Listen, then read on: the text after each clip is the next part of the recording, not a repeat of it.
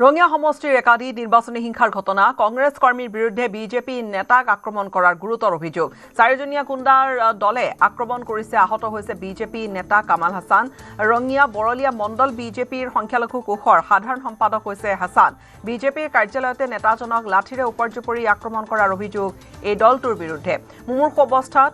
ঘটনাস্থলীত পেলাই থৈ গৈছিল কামাল হাছানক কংগ্ৰেছ প্ৰাৰ্থী প্ৰাণজিৎ চৌধুৰীৰ গুণ্ডা বাহিনীৰ বিৰুদ্ধে আক্ৰমণৰ অভিযোগ তুলিছে লোকগৰাকীয়ে বুবুল আলী ৰুমুল আলী ৰাজিবুল আলী আৰু ছয়ফুল হক নামৰ চাৰিজনৰ বিৰুদ্ধে ৰুজু কৰা হৈছে গোচৰ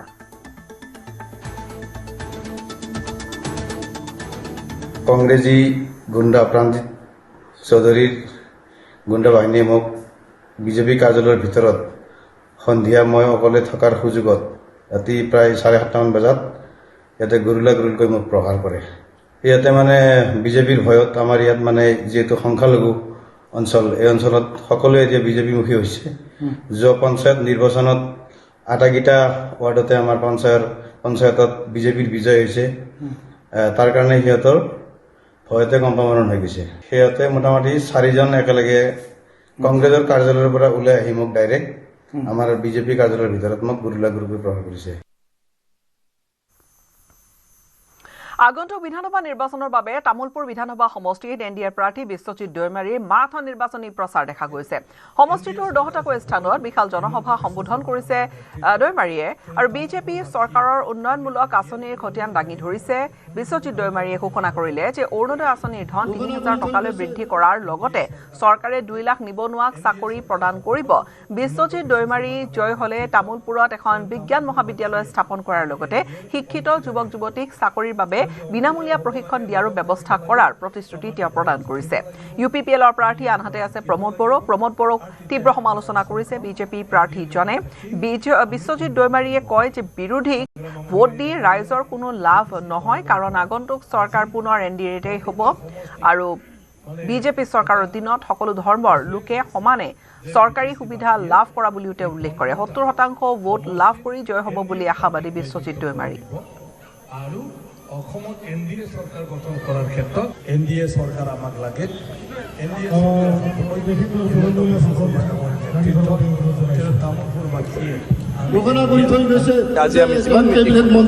তাত বহুত ভাল চবৰ আৰু যিখিনি আহিছে হাঁহি মুখে আছে চবে ভাল মাত্ৰ 9 তাৰিখটো ৰখি আছে চবে যাতে একদমবাৰে পদম ফুলত ভোট দি পদম কৰিব পাৰে নিৰ্বাচনী ধামখুমীয়াৰ মাজতে ডিগাৰুৰ জাৰিগুছিত সংঘটিত হৈছে এটা চাঞ্চল্যকৰ ঘটনা নিশা প্ৰেমিকাক লগ কৰি আহি হত্যাৰ বলি হ'ল প্ৰেমিকাৰ পৰিয়ালৰ লোকৰ প্ৰহাৰত প্ৰাণ গৈছে আমচং জোৰাবাটৰ যুৱক শিৱ চৌহানৰ মাজনিশা প্ৰেমিকাৰ পৰিয়ালৰ লোকৰ সৈতে গাঁৱৰ আন কেইজনমান লোকে যুৱকজনক উপৰ্যুপৰি প্ৰহাৰ কৰি মুমূৰ্ষু অৱস্থাত পথৰ দাঁতিত পেলাই থৈ যায় ঘটনাৰ খবৰ লাভ কৰি সোণাপুৰ আৰক্ষী ঘটনাস্থলীত উপস্থিত হৈ সংকটজনক অৱস্থাত যুৱকজনক সোণাপুৰ চিকিৎসালয়লৈ প্ৰেৰণ কৰে যদিও উন্নত চিকিৎসাৰ বাবে জিএমচিএইচলৈ পঠিয়াই দিয়া হয় পিছত কিন্তু জিএমচিএইচত চিকিৎসাধীন অৱস্থাতে মৃত্যুক আঁকোৱালি লয় যুৱকজনে প্ৰেমিকৰ পৰিয়ালৰ লোকৰ এজাহাৰৰ ভিত্তিত সোণাপুৰ আৰক্ষীয়ে ঘটনাৰ লগত জড়িত 7জনক আটক কৰিছে আৰু আটকাধীন লোক কেইজন ক্ৰমে বলিন দাস শিৱৰাম দাস দীপক দাস মুনীন্দ্ৰ দাস তপন দাসৰ লগতে আন দুগৰাকী দাস উপাধিৰ মহিলা আছে বুলি জনা গৈছে ইতিমধ্যে সমগ্ৰ ঘটনা সন্দৰ্ভত আৰক্ষীয়ে এটা গোচৰ ৰুজু কৰিছে তদন্ত আগবঢ়াইছে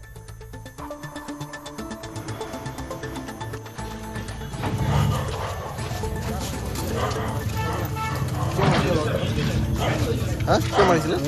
কোনে মাৰিছিলে কিয় মাৰিছিলে মানে আমাক দিলে পলা বইলো এটা কলা বইলো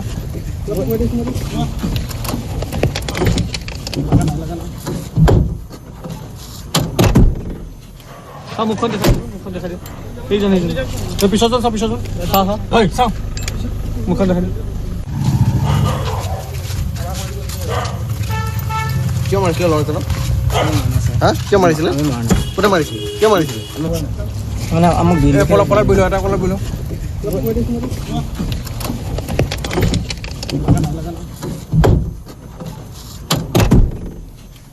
মুখখন দেখা দিওঁ এইজন পিছত চাওঁ মুখখন দেখা দিওঁ কিয় মাৰিছিলে ল'ৰাজনক হা কিয় মাৰিছিলে আমি মাৰা নাই কোনে মাৰিছিলে কিয় মাৰিছিলে মানে আমাক দিলে পলাত বইলো এটা পলাত বইলো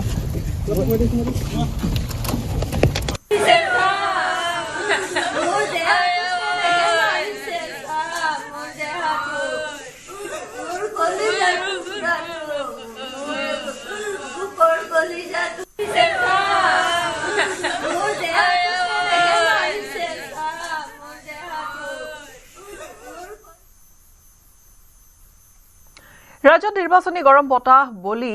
বলিছে এতিয়া আৰু হেলিকপ্টাৰ